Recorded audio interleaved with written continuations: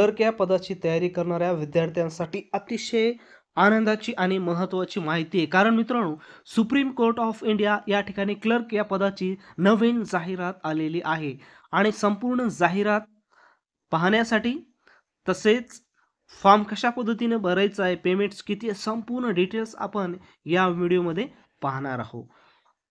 पूर्ण ऑथेंटिक माहिती तुम्हाला या व्हिडिओच्या माध्यमातून मिळणार आहे. त्यासाठी तुम्ही जर नवीन असाल तर आपल्या चॅनलला सबस्क्राईब करा आणि मटेरियल्स वगैरे PDF स्वरूपामध्ये घेण्यासाठी टेलिग्राम चॅनलचे लिंक डिस्क्रिप्शन बॉक्समध्ये दिलेली आहे.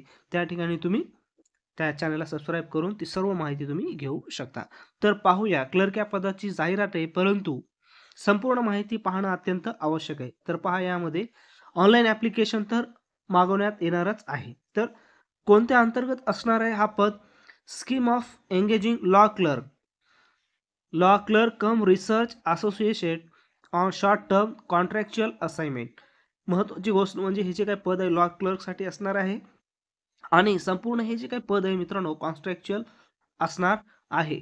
यामध्ये जर आपण विचार केला जागा किती आहे, तर जवळपास 90 जागा आहेत आणि पेमेंटचा जर विचार केला तर 80,000 पर मंथ ही पेमेंट्स असणार आहे. 80,000 भरपूर मित्रांनो पेमेंट्स या ठिकाणी आहे. दुसरी महत्त्वाची क्लर्क या पदाशी रिलेटेड काय म्हटलेलं आहे पहा या जाहिरातीमध्ये.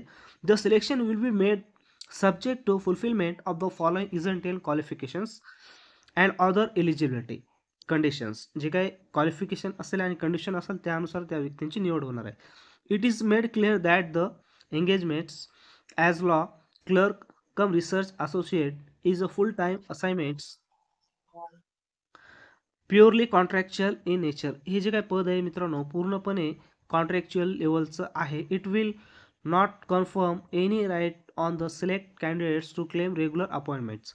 सिलेक्शन झाल्याच्या नंतर तुम्ही जर म्हटलं की मला परमनंट अपॉइंटमेंट द्या, तर अशा पद्धतीचं काही होणार नाही. त्यांनी क्लिअर यामध्ये सांगितलेलं आहे. हे जे काही पद आहे ते सुप्रीम कोर्ट ऑफ इंडियामध्ये असणार आहे. यामध्ये जर पाहिलं तर क्वालिफिकेशन्स पाहून घ्या मित्रांनो. काय आहे qualifications? The candidates must be law graduate. Must be म्हणजे कंपल्सरीच आहे, त्या व्यक्तीने लॉमध्ये ग्रॅज्युएट झालेलं असणं कंपल्सरी आहे. Before taking up the assignment at the law clerk having a bachelor degree in law including integrated degree course in law from any school, university, institution established by Law India and recognized by the Bar Council of India enrollment as an advocate. म्हणजे as an advocate म्हणून बार काउन्सिलमध्ये नोंदणी झालेलं असायला हवं.